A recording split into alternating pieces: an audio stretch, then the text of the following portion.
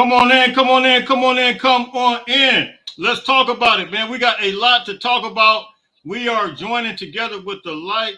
I said the light. I was about to say the light flame, but the torch podcast, man. They here. And we got a lot to talk about, fellas. What's going on? What's going on, Jay? Fight on, Trojan fan. It's going. Welcome. We doing this thing. We tag teaming them tonight. We double teaming them tonight. Yes, sir. You ready to get out? A lot of good news, guys. Go fight on, fellas. It's all good, man. We can see you, man. So let's get ready and talk about some of this bowl matchup stuff, man, and some of the loss and the sauce action that we see as far as some of these matchups, and of course, want to deal with some of this SEC bias, man.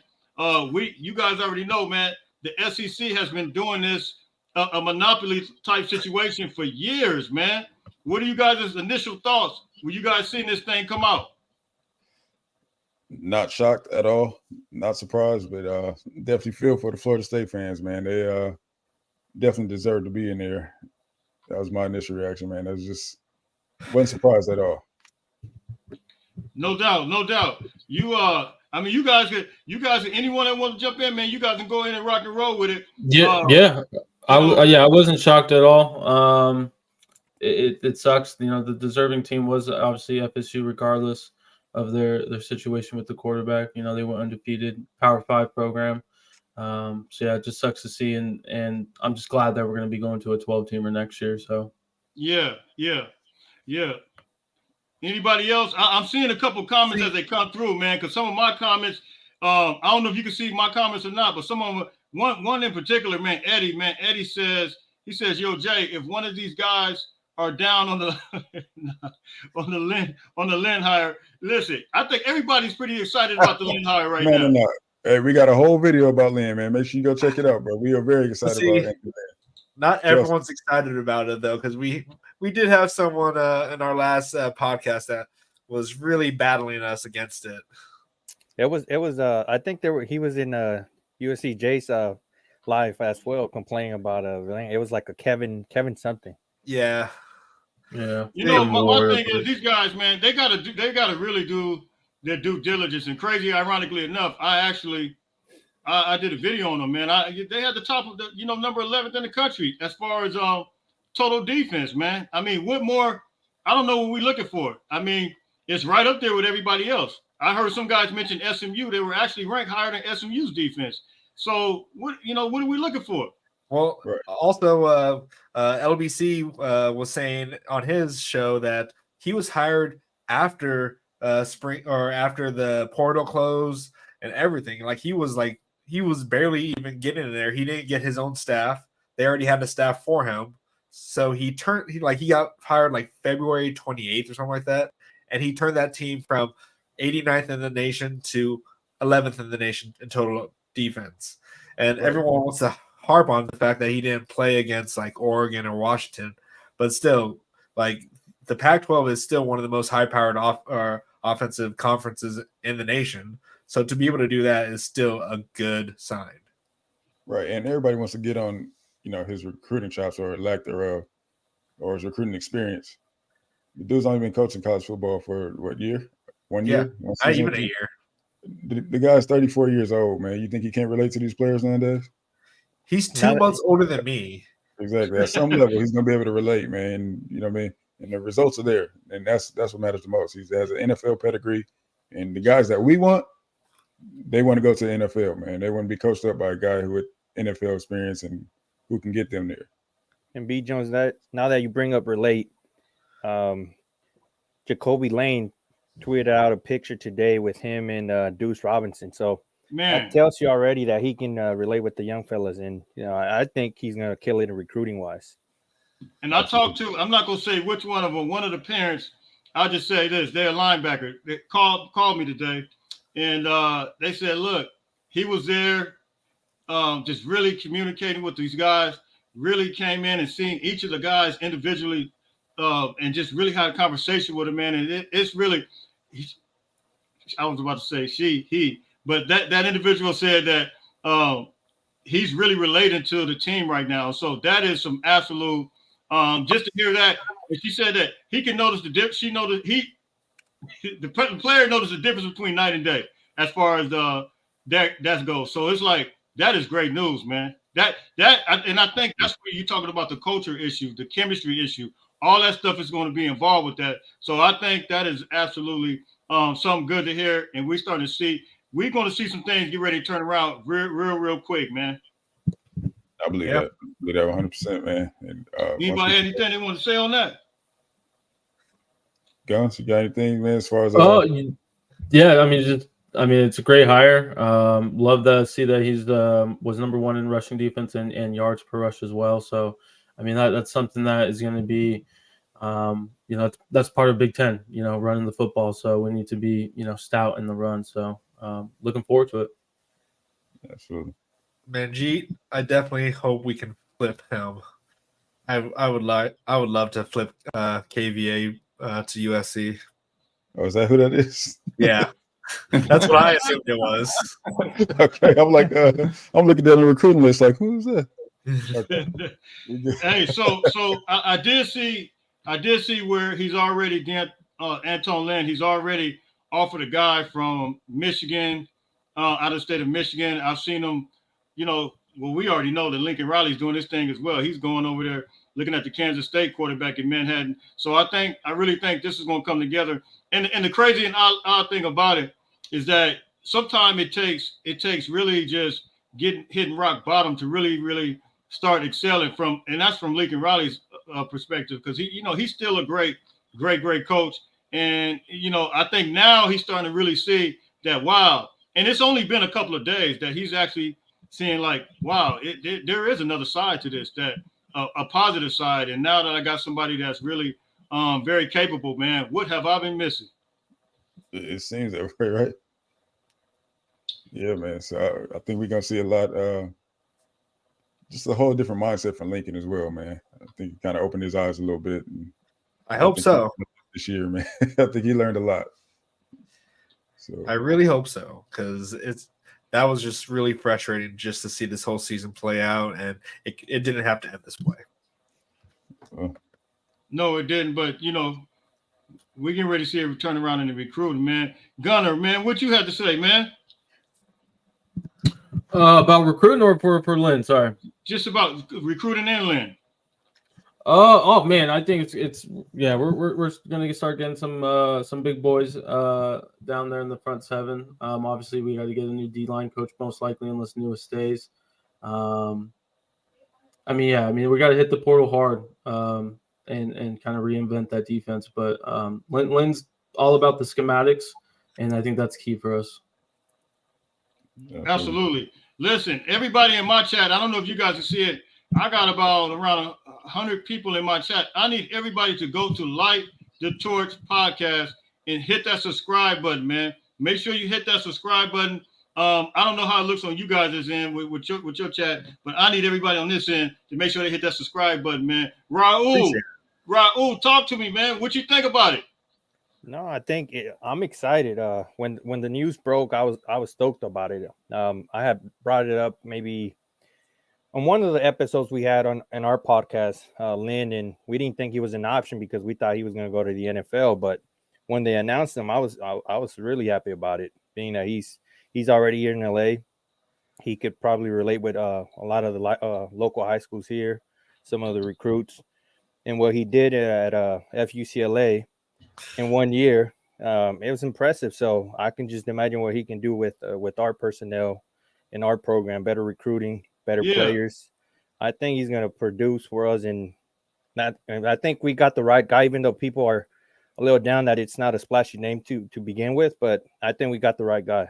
Yeah, that was my family. Yeah, man. Hey, still here. Cuzzo, what's up?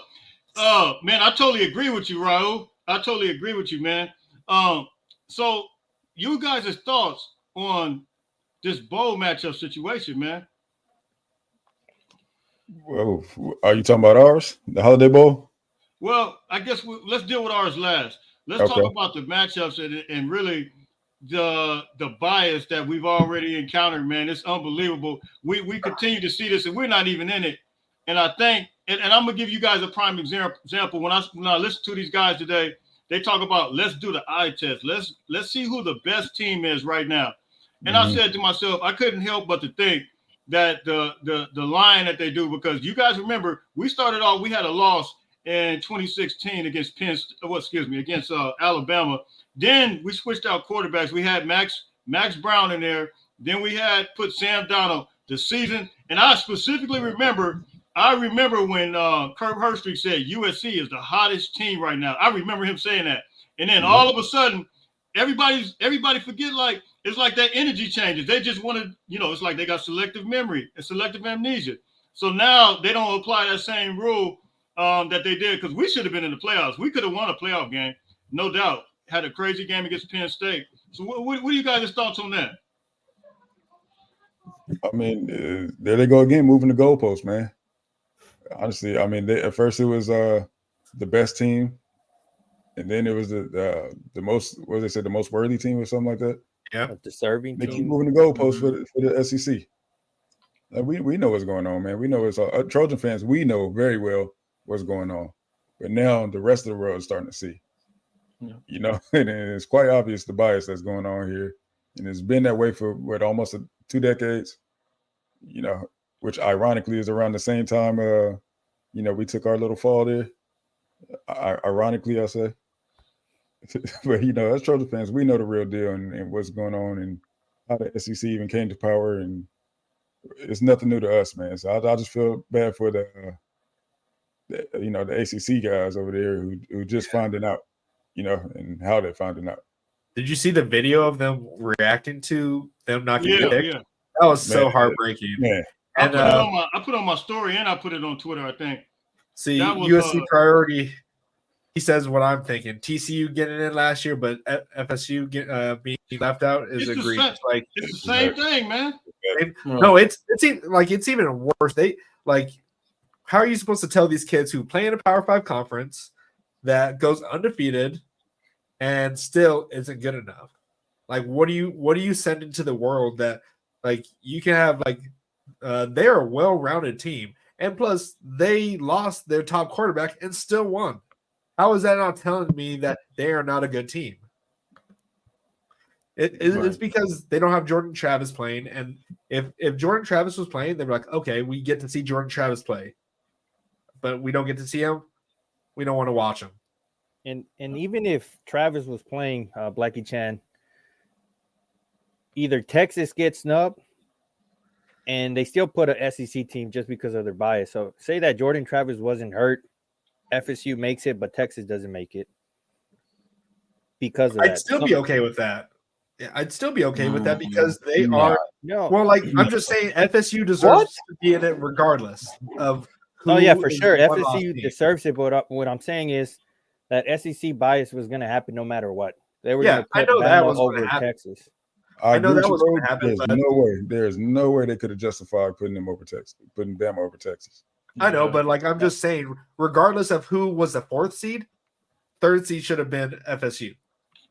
Yeah, 3rd seed. I agree. Regardless, FSU deserves it. They went undefeated in the Power 5. We understand that Travis went down, but they proved themselves. They played a very strong Louisville team. They are very strong. And so they deserve it. So it's heartbreaking to see them. I know if it was USC, I'll be, I don't know, throwing a rant.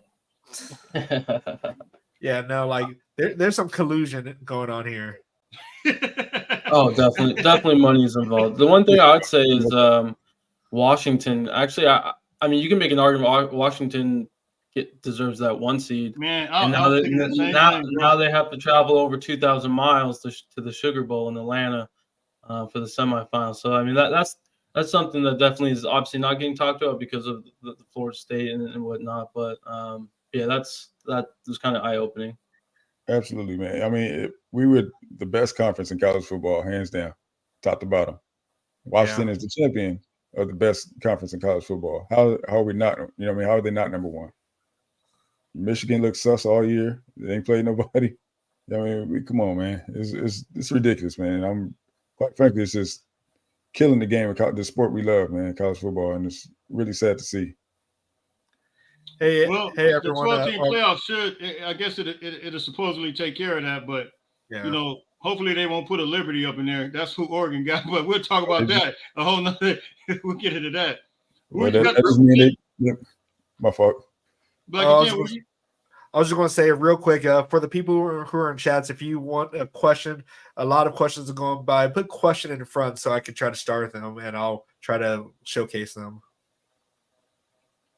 Yeah, I was saying.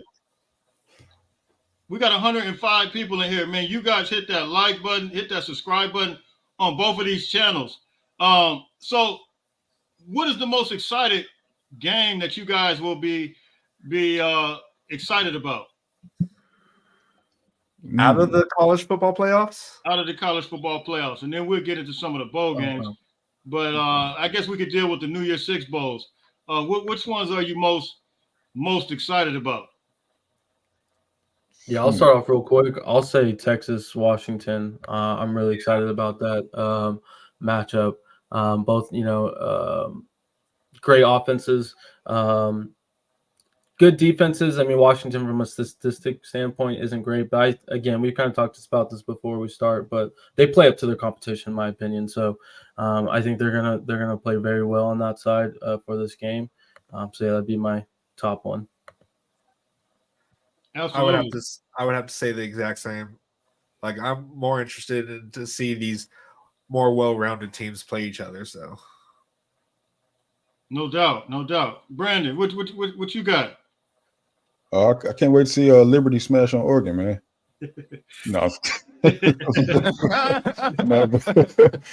gotta be. I think the last Fiesta Bowl that was it Boise State, Oklahoma?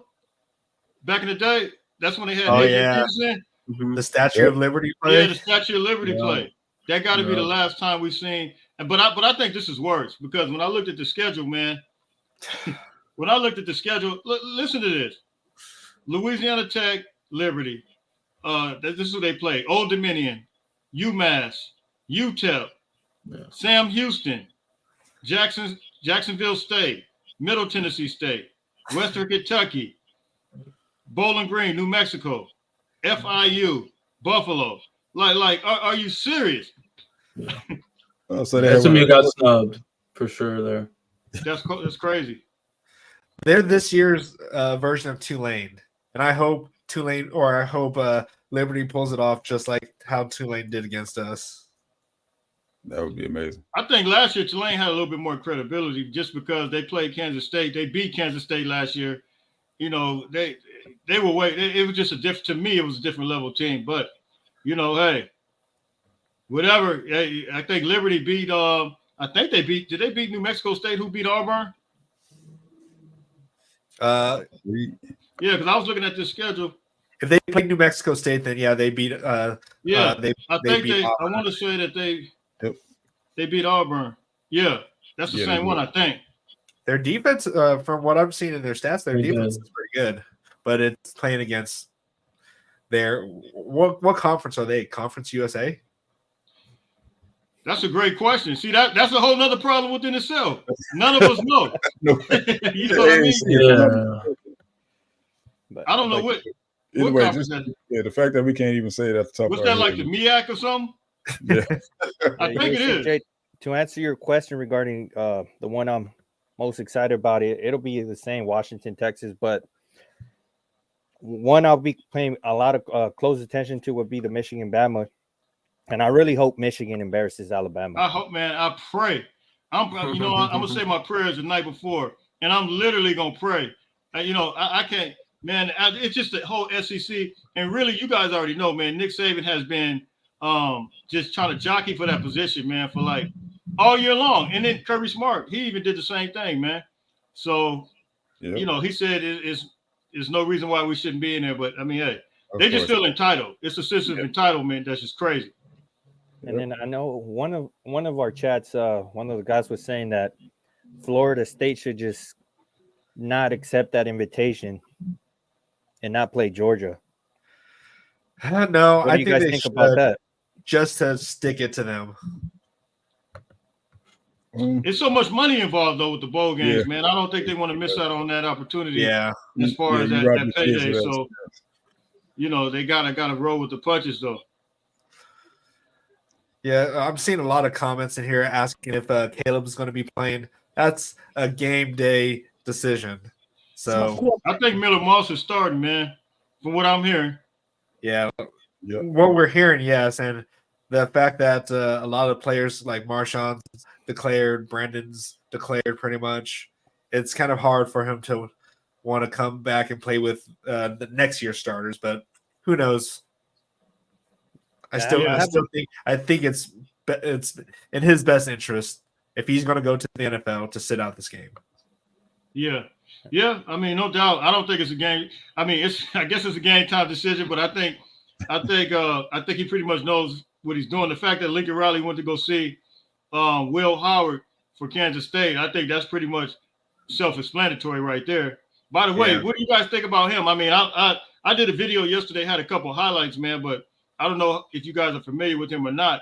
What are you guys' thoughts on Howard? Go ahead, sorry. He's a baller for sure. He can ball, but I don't know if I would say that he's the perfect fit in this offense. You know what I'm saying? I think there's the better fits out there, in my opinion. But I mean, no knock on him, man. He can ball. His highlight tape is pretty impressive, man. But I don't know. I just think there's better fits out there, in my opinion. I think he's 6'5". He could run. I kind of imagine, like Riley doing, pulling like guard and whatnot and going, and just like a QB kind of dive or whatever you want to call it. He likes his mobility. Mm-hmm. Yeah, he's 6'5", guns. That's what we're going with this time. Yeah. I don't want to get accused, so yeah, 6'5". He's good at he's very mobile. He's good at doing off platform plays, and he runs the mesh at Kansas State. So that's basically what we kind of run. So it all just depends on how much he can coach him up with making his decisions and making the right reads. So. And I trust Lincoln Riley to be able to do that. He did that with Jalen Hurts. He did that with a whole bunch of transfers. So that's one of the big reasons why people come to play with Lincoln Riley, because he knows how to coach up QBs, no matter what system it is. That's a fact. I give you that. No doubt. I mean, but I do think there's other players too. So it's other, but they said the going rate for, I think the number one guy would be Cam Ward. But I think the going rate for him from reports are like $1 million. I mean, I don't know, I don't know if USC is going to be willing to dish that out. But I mean, is he worth it? You guys think Cam Ward is worth $1 million? Not from what he's shown this year. He's on the listen. I know you was on the Cam Ward train before, but man, this year, man, he kind of stunk it up a little bit, man. He hurt me. Yeah, man. We was on the Cam Ward. They got him as the number one quarterback coming out, but I don't know, man. Let me look at his numbers. So me and Brandon were all hyping him up this year. Same with Jaden DeLora. Like, we were on the hype train for them, for other like dark horse best QBs in the Pac-12, and they burned us way too much. Yeah, man, we had to jump off that train quick, man. It was I went from Jaden DeLora to Noah Fafita. He's a baller though. Yeah, absolutely. So wait, can Jaden DeLora, can he transfer? He transferred from Washington State, but I think he could probably still get another transfer in. Yeah, he might have a graduate transfer. There was a rumor that a certain Texas quarterback that was looking to come home. I don't know if he's going to hop in the portal or not, man. You know what I'm talking about, Jay. Hey, please. Well, I want to ask you guys that question real quick. This question before we really. I guess the better way of putting it is like this: do you guys think a fair opportunity is given to Malachi Miller? The fact that Lincoln is looking for these quarterbacks. I know that's a tough question, but you see some guys like that's out there, like a Cam Ward, like a DJ, like Will Howard, man. Well, I mean, can you just sit and pass it up? And I want you guys to think about the schedule next year too. When you think about that, I don't think Miller Moss is getting a fair chance, especially he's been there for a while. Maybe the reason why he's not getting that fair chance is maybe Miller Moss is just not the type of quarterback that Riley likes. But I think Miller Moss could be a baller at another program. And if we do get a quarterback, I do think Miller Moss enters the portal. Yeah, no doubt. What about Nelson? Nelson, I mean, it was freshman year. He's still green when it comes to college ball experience. So maybe and maybe he needs another year. If that happens to him next year, then at that point it'll definitely be unfair for him. But second year in, I don't think it'll be too much. I think Malachi still stays and learns as much as he can and be prepared for when his number is called up. No doubt. My question is, what are we not seeing from Miller Moss and Malachi Nelson in practice that Lincoln Riley is believing that he needs to jump into to the portal? Like, because we kind of have depth with Jake Jensen. I don't know where he's at in any situation, but like, does he not trust Malachi to come in for Miller if Miller Moss gets hurt, or what's the situation? Like, I wish we could see what he's saying so we don't have to go based on speculation, but Lincoln Riley clearly is seeing something that he feels like he needs to go to the portal. Right. I mean, he's good at it, though. I mean, he got Baker, he got Kyler, right? Yeah, he got Jalen Hurts. I mean, yeah. I mean that's just his bread and butter, right? Hey, get these transfer quarterbacks. Do you guys and like, seriously though? Do you see that in our quarterbacks right now? And that's no disrespect, right? Yeah, I mean, obviously Lincoln ain't seeing something that what he needs to see, but as far as Malachi, it's unrealistic to expect him to just heal up off this injury and come out, which essentially will be his freshman year, and come out balling. You know what I mean? Yes, he's a five-star, but his body type and coming off an injury, he's gonna need a little more time. And gonna need that development. And with the schedule that we have next year, we got to get somebody that's ready to go. And I think that's where the problem comes in. I don't think we have time. To wait to try to get somebody to get developed. Just if the schedule started off the way it did this year, it'd be different. San Jose, Nevada, you can kind of work these guys in, but I think that's what Lincoln. I think Lincoln is probably, you know how you guys get close to a situation and it starts getting like, you can kind of get tense and you're like, you know what? I got to do something about this. I think he's on panic mode right now, just giving the thoughts of the schedule. You feel what I'm saying? Absolutely. Like, the schedule was made for us to be in, it's expected for us to be rolling right now. It's going into year 3 of the Lincoln Riley era. We're supposed to be right on top of things right now. So that's how the schedule was built. So right now we got to have a guy who can lead us through that. And right now I don't feel like, I don't feel that Lincoln feels that we have that right now. Right.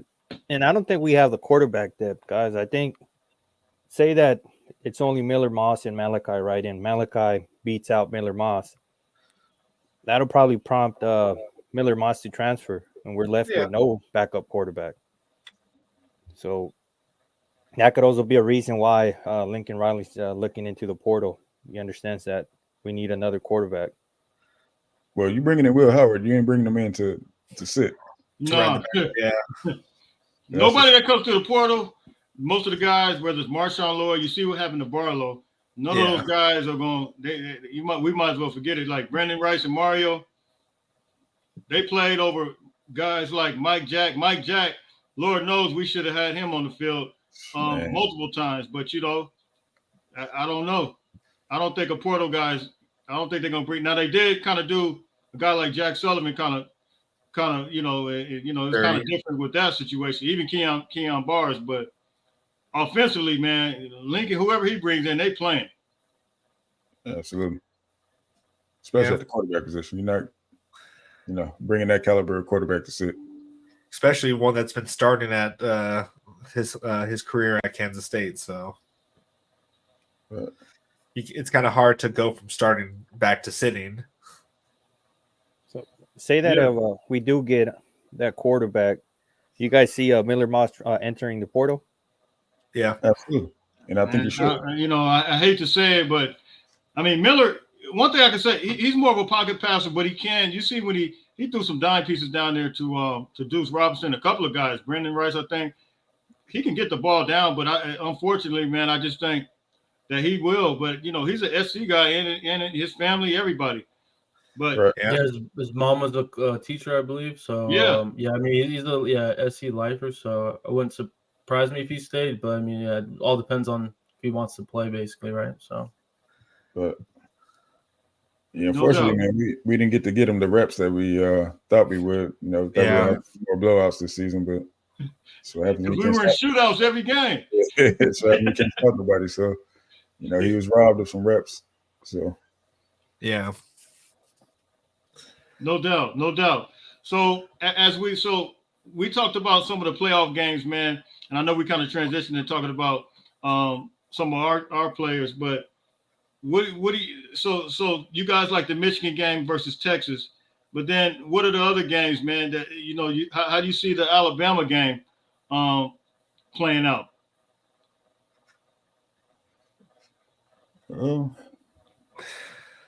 I hope Michigan exposes them. I hope this will be Michigan's year if it's not Washington's year.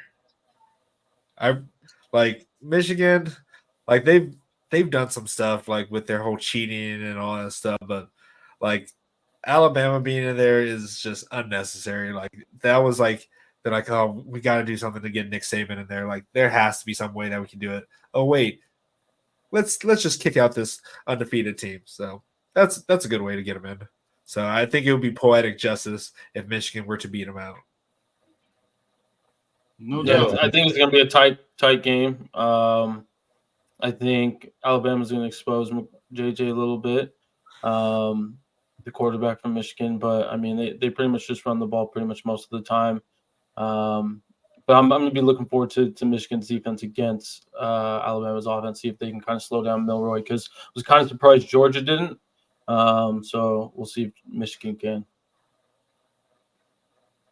Man, I agree.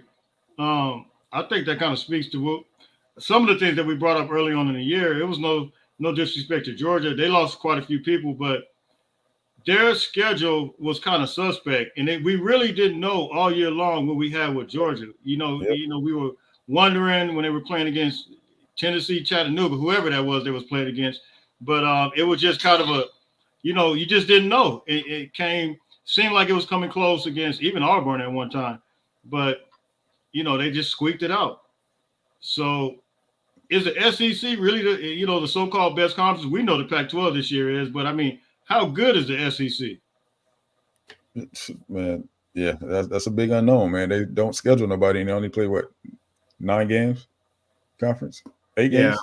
Yeah, so I mean, and their out of conference record is terrible. If but nobody want to talk about that, And as far as Georgia, man, if we're being completely honest, it's kind of unrealistic to expect them to be anywhere as good as they were last year. With all they lost. They lost 10 starters defense. Yeah. So and that cupcake schedule they had, they weren't tested all years until they were. And they struggled with Georgia Tech. Exactly. So they struggled with a lot of teams. They did. Like the first half, they struggled a lot. So I do think that Georgia FSU game may be a close one. You think it'll be close? It may be, man. I mean, Georgia didn't look. I wasn't overly impressed by Georgia, man. Even though they just got played by Bama. FSU showed some fight, man. If nothing else, Yeah, they did. They definitely did. Found a way to win. You also got to think what just in general, right? These teams and stuff, like who's going to show up and want to play, right? I mean, some of these teams, right? Their goals were totally different than like a Georgia, for example, right? I mean, are they going to show up? Because obviously their goal was playoffs. Right now they're playing just a random bowl game, basically. So yeah, man, now that you guys bring up that game, guys, what do you guys think if FSU beats Georgia and beats them convincingly. Do you guys think they may do like a co-champion, like they've done in the past? That's a great question. They've done, yeah. You talk about like the AP number one and Yeah. See, that's a great question. Should they? Yes, but you know, just because say that Bama loses, right, and they get embarrassed, whether it's the semifinal game or the final game, and then FSU beats them or beats Georgia by a good margin. That kind of shows that the SEC was, you know, overrated this year, and you know that they didn't deserve to be in the playoffs. Right. Man, I totally agree with you, man. Yep. I totally agree. And that really it brings us to our next game. You're gonna have it's gonna be, I got it right here, pull it up. Missouri versus Ohio State. That's another SEC team. Now Missouri got a good running back, man. That guy right there is the business. But you know, who do you see? This is the Cotton Bowl. Who do you guys see him winning in this game? I actually like Missouri. Missouri. Yeah, Missouri. Missouri? You Hey, like come on, Missouri Gunner. over Ohio State? Come on, Gunner. We're talking about SEC being overrated. I do, but again, I just don't trust McCord, Kyle McCord. I mean, yeah. Missouri, you know, they got to have a solid defense somewhat in the SEC, and so that running back like USC J, I mean, that he's a dog. So yeah, I like Missouri. Yeah, I'm gonna go with Missouri as well, man. Just for the fact that I don't think Marvin Harrison is gonna play at all, and that's their whole offense over there. Okay. That makes sense. That's a great point. I forgot about that. And that's what you kind of want to know, like who's gonna opt in, opt out. That's what every bowl game, really, man. I mean, pretty much. You know. And that's I'm sorry, Penn man. State versus Ole Miss. Ooh. Can we trust Lane, man? Can you trust Lane to get it done?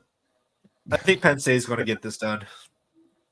Think who? Penn State? Penn State. Oof. I would say Ole Miss. I mean, Jackson Dart, man. Doesn't really have you guys be pulling for Jackson Dart, man. Yeah, I'm going for Ole Miss. I mean, Penn State has no offense. I mean, I'm just consistent with the Big Ten offenses right now here. And I think just their like defense Ole Miss. is better. Yes, I agree. Who's that? Or Penn State? Yeah, no doubt. I think Penn State comes on top, especially after watching that USC J's video on Manny Diaz. They have a solid defense out there, so they just moved to number one after I think it was after the Michigan game when they played. Yeah, they just moved to like number one total defense. If you go look at it now, they're number one. They were number two. I love what Manny Diaz is doing. He was actually a top three as far as other coordinators, man. Leonard, Manny Diaz, and I had Lynn, believe it or not. You're one of the few who was always high on Lynn, for sure. So Florida State, Georgia, and then this is probably going to be the best game right here when we look at all of them right here. Oregon and Liberty. That is probably going to be. That's probably going to be. Oh man, that is probably going to be. You're talking about 18.5 million views, man. What do you guys' thoughts on that one? Man, I just hope it ain't Portland State situation over there, man. Well, I'm looking at some stats here for Liberty is number 3 in total offense. So if they can, I know. I'm just saying. I'm just reading the stats here. That's what the stats are telling me here. But like, you said number 3. Yeah, number 3 in the nation. Wow. And they're what is it called?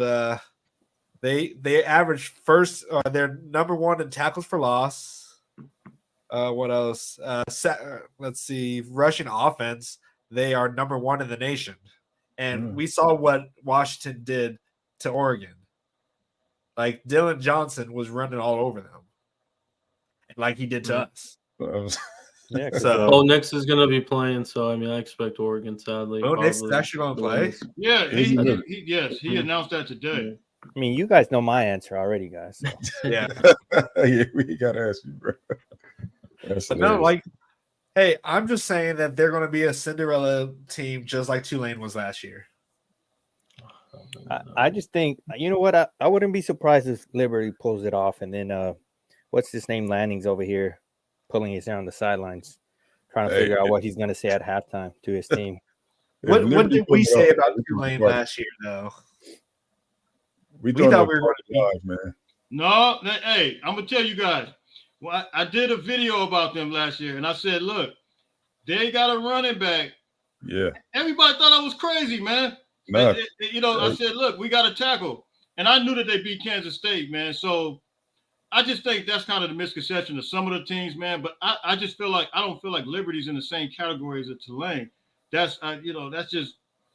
I think Tulane played a lot better competition, but I don't think Oregon could just go in there and be like, okay, we're gonna win this game. We're gonna get up out of there, because they will find themselves the same situation as us if they're not careful. They probably do have to get up for the game, and it's easy to sleep on a team like that. Yep. But I think the difference is going to be in the trenches, man. I don't know if Liberty has the dudes in the trenches to get that done. How's their play calling offensively? I mean, if they're third offensively, whether they're playing tough teams or not, I mean, they're probably going to do some trick plays, trying to confuse the defense, and you just never know. They might just pull it off. See I hope what they That do, will make guys. my day, though. I'm not gonna lie. I really That hope would- they do. That That would- will make my day. If Georgia can lose against Florida State and Liberty can beat Oregon, that I will have a great Christmas and a great New Year's. I'm telling you. Absolutely. It looks like they run a 3-4 defense, or no, they run a 3-3 defense, like 3-3-5, like Grinch. So, but they kind of have the same size that we ran. Like they have a D tackle at 270. They have another D tackle at 300, and their DF. Nope. Yeah, so it's kind of like how we were. Hey, Not going to get it, man. there's one thing. I bet you I think I bet you their defensive coordinator is a lot better than what ours Yeah. was. So Yeah, Well, I'm you know what? pulling for him. You going with who? I'm pulling for Liberty. Yeah, no doubt. I think we all are, man, and that'll do with us wonders with recruiting. has You the know spread, what's crazy? has Is the that spread I came was, out? Who's that? Has the spread come out on that game? No, I didn't even see The that. spread? Yeah. Yeah, it's like 15.5 now. Okay, Oregon. All right. Well, 15. Yeah, they had them yeah. at -10, so I mean, it could happen. Uh-oh. I think I'm gonna actually go back and watch some tape, some film on them. Yep. Yeah, it's 15.5. They have them right now. No doubt. The crazy thing about it, I was looking at some other guys running 3.35. Even Tony, what's his name? Tony White. I was looking at Tony his White, film. He yeah. was running 3, but the way he runs it is totally different. They do have the 3 down linemen, but then they got the 3. They have the actual Mike, the Sam, and the Will, which is like I'm trying to figure out what was Coach Alex Grinch doing. With the 3.35, he ran it somewhat different, putting the linebacker all the way up there. It was just weird, man. Yeah. What's your thoughts on that? Well, it's a stack position is what they call it. 55 stack. We have a stack guy usually behind the D tackle. Right. But it's just when you're doing it with guys 270, it ain't gonna work, though. It's not gonna happen. You need some big bodies up front, man. If you're gonna run a 3-man front, man, you gotta have some big bodies. It's simple. Well, Simple as that. When Yeah, I watched Tony White break down his defense, and he made it so easy that a 5-year-old can play the position and know what to do. And I feel like Alex Grinch could not get the most seasoned defensive player to understand his defense. Like how watching his team when he was breaking it down, they knew what they were doing. No matter what kind of shift was going on, they didn't have to scream towards the sidelines, ask what's the play, what do we do from here. you're not seeing you're seeing our players jumping up and down like, what's going on? What do I need to do here? Like, you don't see that with other 3-3-5 defenses because he makes it too complicated. Man, no doubt. Yep, glad that's all over. I was really high on Tony White too. I was like, oh, like watching his stuff, like, yeah, I can see him working here. But So Tony White, or Jim Leonard Lynn? I'm gonna go with Lynn, guys. Come on, easy question. Now. That was a great question from USC J. Great question, guys. Mainly going based off of resume though. His resume of going into different different teams and turning them around is a lot more deep than Lenz's. So that's why I would go with him. But based off what I've seen from him from this first year, if I were to compare both of them, they're pretty comparable. Yeah, as far as if you want to go stat for stat, for sure, ranking for ranking. But the only thing I would say give Tony White the edge is, he has LA chops. He's a hometown guy, and he definitely has the experience, over Lynn. But what you can't deny is what Lynn's been able to do for UCLA over there in his 1 year there, and without even really been having an offseason to get his own guys in there. He had half offseason, if that. Yeah. Honestly, I thinking about just those three. I mean, I think Lynn was honestly the right choice because the other two can definitely leave for a head coaching position or somewhere else, right? I mean, Lynn, it seems like he's trying to create his own path, right? He didn't really go with his dad and coach with him by the side. He went to go with the Ravens. He did his thing, and so it seems like defensive coordinators basically is his life right now. It seems like right now. This was a long-term hire. Like he wants to build his resume up to be able to move on because, sure, he's going to want to move on to maybe the NFL, but he needs that resume to be able to go to the NFL to say, hey, this is what I did with this USC team going from this to this. So, exactly. And he did it with UCLA, so it's just padding his resume.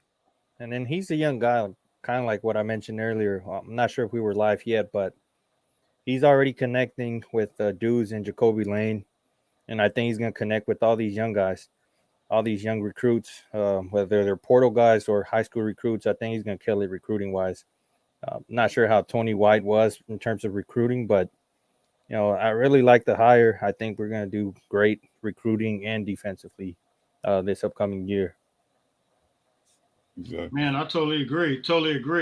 So look, we want to transition for the last little segment here, and that's the USC versus Louisville, man. I mean, what do you guys think about that? The thoughts on that?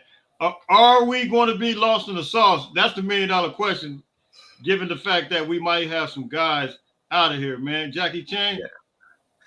1 second, though. I appreciate you, USC. Here we go, man. Did I say Jackie? Blackie? You did. It's okay. No. I appreciate you, USC J, for saying Louisville. Here we go. Yeah. They say Louisville or whatever. Louisville. Yeah. They really. think it's sus to say Louisville. They're like, Wow. why are you saying Why do we think that, Lucky Chan? Because you say you got to say it like how? Louisville? No, but guys, you know what I'm talking about. Why he had to brand new today, man. He get on Jay's show and want to act up.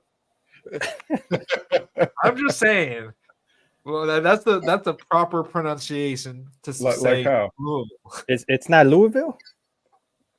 You know what I'm asking him, man. I know what you're asking. Hey, But I would have said Louisville. If I didn't hear, they said Louisville so on TV. So that's how. Hey, it looked like Louisville though. It does. It really does. But moving on to our game, I do think that Louisville is a very well-rounded team. They play well on both sides of the ball. Like Their defense, I think, is in like the top 15 in total defense. So, and they're really good at scoring as well. So it's definitely going to be rough because they beat up on Notre Dame, Man. and we looked bad against Notre Dame. So like I'm not sure if they're losing any starters to declare for the draft. So I'm expecting them at full power, and we're going to be at 70%, 50%, depending on what's going on. We're already losing Marshawn and Brandon Rice, and that's a big hit for us. So it's just going to be I want to say USC can pull it off, but this is going to be a rough one. It's, as a USC fan, I'm going to say they're going to win, but it's looking pretty rough. Yeah, I think it would definitely be a great test for our young guys, man. That's essentially what it's going to be, man. They're veteran guys versus our young guys, man. So yeah, we definitely got an uphill battle, man. That's for sure. It depends on how we go into this game, man. How serious we take it. Although Lynn won't be able to coach this game, if I'm understanding this correctly, he won't be able to coach the game. I don't know if he's going to be able to implement things on it before the game, as far as his defense is concerned. And, the interns will be running his defense. I don't know how that's going to go or what, but it's a lot of unknowns, man, going into this game for us on our side. So who knows, man? But of course, we always gonna fight on. We gonna move for our trophy. Right. Yeah, I would say. Oh yeah, go. Oh, real quick, who can someone tell us how Jake Plummer did against us last year? Because Dale Wise says Plummer sucks, and he kind of destroyed us last year. Yeah. My understanding is he threw over or close to 400 yards against us last year. So just because they suck against other teams doesn't mean that they're going to suck against us. Unfortunately, man. But yeah, I mean, I think it's just a good opportunity for Lynn to see, the current players on that side of the ball and see what he's kind of working with. I don't anticipate, much of a scheme change. Maybe he can give his thoughts on, hey, maybe do this a little bit different in terms of what they're doing. But I'm excited to see the offense with Miller Moss against that defense, because the defense is solid. We need to see how this offense is going to look without Caleb. So that's kind of what I'm most excited about. No doubt. Yeah, Brandon, can you pull up that super chat? That's a guy that normally comes in. Yeah, Alex. Man, Alex, hey, good looking out on the super chat. He says, will Lynn make the USC offense better in addition to USC defense? I think he can. I mean, I don't know what type of I don't know. You guys see, I did interview the other day with Lofa Tatupa, and Lofa said on the show, he said, man, he said, I don't know what they're doing in practice. It's this is not verbatim, but he was saying basically it's like, evidently it's not going on in practice. So I think you got a guy like that. I think he's going to apply the pressure, man, and really allow these guys to compete. And, just the whole scheme is going to be different. So we won't be having no patty cake, baker's man type stuff, man. We can really get down with it and really, iron sharpens iron, man. So I think that's the kind of guy we got. What you guys think? I agree, USC J. Go, Rail. I'm sorry. I was going to say I completely agree with you, USC J, on that. And on top of that, the defense is going to put the offense in a way better position, just better field position, to score when they do take over the ball. So just on that alone, it'll make the offense better just off of that. Man, I totally agree with you on that. Anybody else? Man, listen. Real quick, sorry, just breaking news, I guess. Walter Nolan is going to enter the transfer portal, so hopefully he Walter Nolan. Yeah. Walter Nolan. Oh man. Hey. Yeah. So just a heads up what? And Lucas, man, do your thing, man. Go and hit your boy up, man. Hey. Hey, somebody call hey, why are you on that? Everybody thought that Elijah Robinson was going to. Hey, Brandon, I told you. I said I talked to somebody, man. I said he's going to Syracuse, man. Yeah. And it hit the news today. Yeah, so we got to watch for that too because Elijah carries weight, man. Yeah, Big time weight. Definitely. So do you think he might go to Syracuse then? I mean, it's a possibility. I mean, I'm about to get on the horn after this, man. Right after this, we can get on the horn ASAP. Yeah, definitely need to get that D-line coach squared away ASAP because of this individual, but others as well. Sean Spencer's out there. He just got fired. I believe there's a connection with him and Lynn. I'm not quite sure on that. Maybe he knows Walter Nolan. What about Coach Nua, man? How do you guys feel about that? Oh man, it's kind of tricky with Nua, right? So he gets credit for Michigan's D line, but he was, if I'm not mistaken, he was a co-D line coach, if I'm not right. Right, something like that. Like, yeah. Yeah, I mean, he's a great guy. Seems like a good guy. Tully gave him all the praise in the world, as being a good coach. But I mean, if it's an upgrade, you kind of have to do it. You know what I'm saying? Yeah. But yeah, I mean, I think he'll land on his feet either way. Knows a good coach. I've heard nothing but great things about him, so I think it'd be all right either way. But I mean, if it's an upgrade, the upgrade is an upgrade. No. It's hard to grade Newell just because of who we had as a DC. So Right. he didn't do him any favors. So That too. we really don't know Yeah. what he can actually do with the competent defensive coordinator, and I think Lynn is going to do that for him if we do keep Newell. But whatever decision Lynn makes, I think us Trojan fans are going to be happy. Do you guys think any coach is retainable though? I mean, in your opinion, though, I think that's another question we got to. Is any coach retainable? Let's go. Let's talk about that. We actually did go down the list of defense or of coaches, the assistant coaches, if they would keep. It was on our show. Yeah. Yeah, and I don't know. Sometimes I feel like giving him that free range to do what he needs to do to feel comfortable putting these players out there. I think he needs full reign and needs to be able to get rid of who he needs. And I understand that they had that whole thing with Jim Leonard where he couldn't come to grips about the assistant coaches, but he needs to let go. He really needs to let go of that. Well, that's just rumor. We don't know if that, Yeah.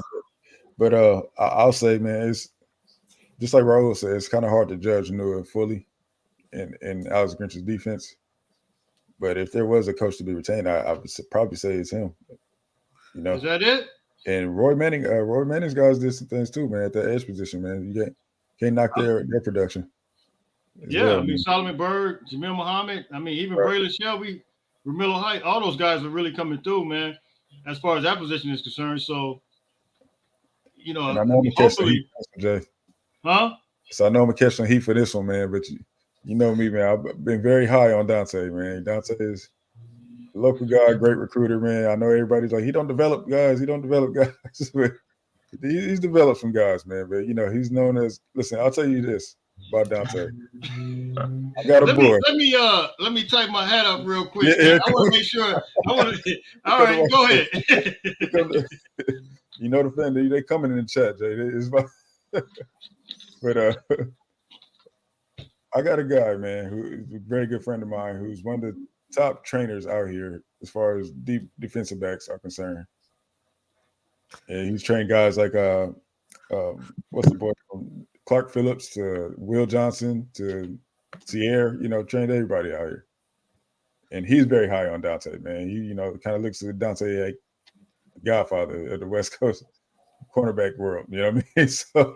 So, but I mean, when you have a year like this, man, it's kind of is what it is, A situation like this where, your guys aren't performing, that's just what happens in this business. So, and it's nothing personal, it's just business. So, I mean, I'll say that about Dante, man. He's beloved, but I need you to spit this out, Brandon. I'm trying, man. trying to be PC Rip the Band-Aid off. I'm trying to be PC about it, man. But no, I mean, honestly, yeah, I don't think he's a guy that would be retained, man. Just rip the Band-Aid off. There you go. Yeah, man. Yeah. That was it. That's it. You know, it's very you know, he and I've even heard that recruits, man, they said, you know, if he's not retained, man, you know, some of them are kind of, you know, I guess not want to stick with the commitment. But man, and I got Dante, if you hear this, he played with my cousin at Culver City High School. I'm just going Right. So it's like, okay, I got love for Dante. You know, my people know him, but you know, it's rough, man. I mean, make me think different by the performance on the field. I don't know what else I'm supposed to say. I mean, you know, it's like at times we've seen the technique was just all the way off, man. It just seems like they were, you know, one play. I don't like calling out players, but one play, especially that last game, was it? It might have been a Washington game, but Oregon. you remember the safety was out there and his hips was one way, and then I've never seen anything quite like that. You still that was that Oregon game. It was a Marcelo. Yeah. I don't want to call it, but yeah, that was incredible. Yeah, my question is, how much was that Alex Grinch's coaching to Dante's? That's the thing. Yeah, because I don't know how true this is or not, but there's rumors out there that, you know, coaches weren't getting along with Grinch. So I'm sure all of that had to play a role on why his players weren't producing as well. So not sure if you guys know if that's true or not, but I'm assuming, you know, there could be some truth behind that, and that Dante wasn't allowed to coach him the way he wanted to. Well, yeah, I said you could tell some things are going on in the locker room, and that, you know, in that regard, by the way Damani just looked confused. You know what I mean? As if he was hearing two different things, you know? So I don't know if that was player coach or coach he was hearing two different things from, but he definitely looked confused, you know what I mean? So Definitely. Those are usually the type of situations that would have a player confused in that matter. It's a super chat, Alan Maddox. I thought I could put it back up. I don't know if my screen won't let me put it. But anyway, I always like to try to read out their comments. He says, I love to see Coach O come back as the line coach. Hey, thank you, Alan Maddox. Yeah, I totally agree, man. I totally two super chats. Yeah. Let's scroll down. Oh yeah, okay. Yeah, I've heard Ken Norton Jr. might be coming. Hey, hopefully he does. I mean, you know, but his alma mater is UCLA, but you guys know he was at USC before, but hopefully. I mean, let's keep our fingers crossed. He'll be. You teach a guy like Tackett Curtis, man. I mean, you still get him while he's young. I think that'd be a great addition. You guys thoughts on that? Him and Lynn have a family connection, so I mean, I could definitely see that. Sounds like they're really close. So. Absolutely. Please, man. Hey, listen, that would do wonders for guys like Gentry, man. Yeah. Well, like I'm looking at so going back to Dante's situation here. Dante came to USC 2020-2021 season. Our passing yards allowed was 40. We were 43rd in the nation. So that was his first year with us. Granted, that was the COVID season, and then when we go to when Alex Grinch gets here, it's completely different. It's it definitely goes in the wrong direction. So that could be some correlation there for why it wasn't the greatest. Because Alex Grinch, because like the year that Alex Grinch came in, we were 111th.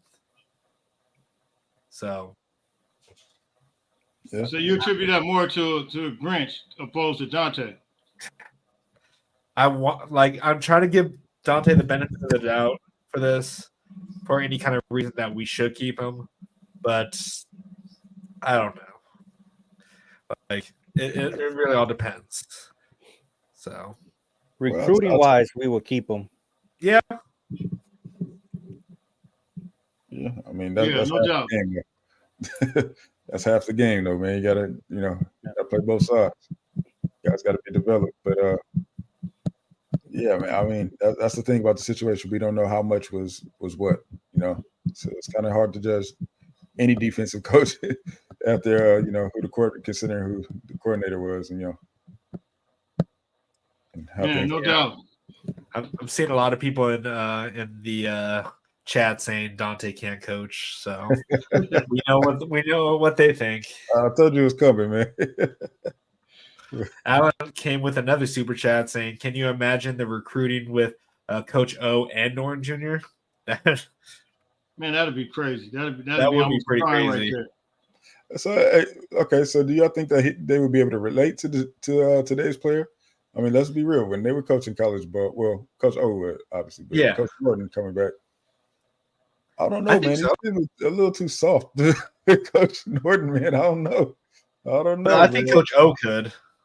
Yeah, for sure. I mean, he's dealt with, he's coached in college more recently than Ken Norton has, but yeah, man, I think it'll take a lot of restraint and patience for Coach Norton, man, dealing with today's kid, especially with the way college football is today. What you guys thoughts on that? No, it's a difference, and that's what I think. DeAnthony Lynn, I think that's what's so beautiful about his temperament, man. He has a temperament that seems like it's really relatable to the coach, to today's players, man. So, hey, man, Brian, man, Brian lives in Birmingham, Alabama, man. He's in SEC country, but I got big love for Brian, man. Me and Brian be tapping in with me. Hey, Brian, man, look, man. We trying to spare everybody right now. We don't want to apply too much pressure right now. Shout out to Tim Frankie, man. What's going on, Tim? Tim, what's up, man? So, man, look, man. So, look, I want to definitely thank these guys, man. We got 100 and let's see. I see 186. Yeah. See, yeah. I see what. Oh, you see 186. Yeah, total. I think it's between both of our channels.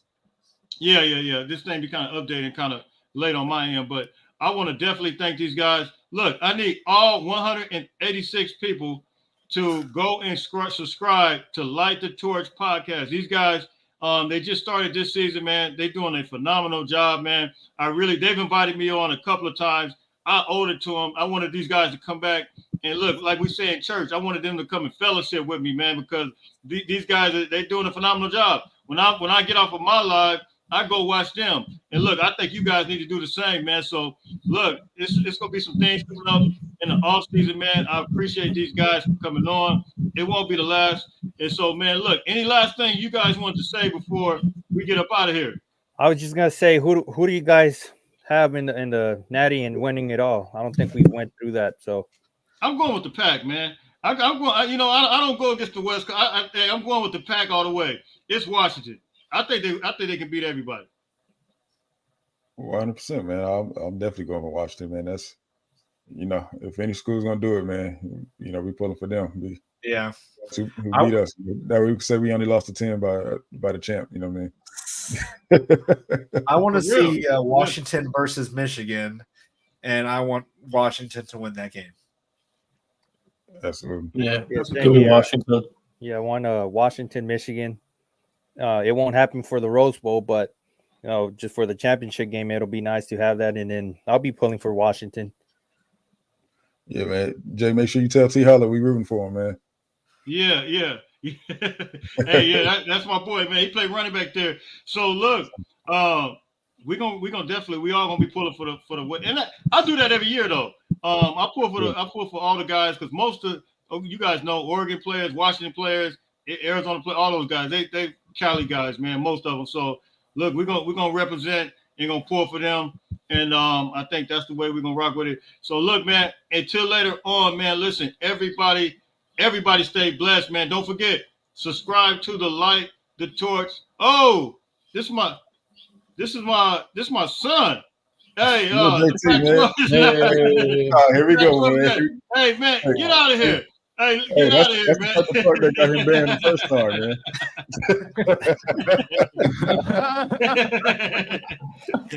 man. Anyway, love you, man. Hey, so anyway, man, until later on, listen, everybody stay blessed, man. Subscribe to the Light to the Torch podcast. Until later on, fight on. Fight on.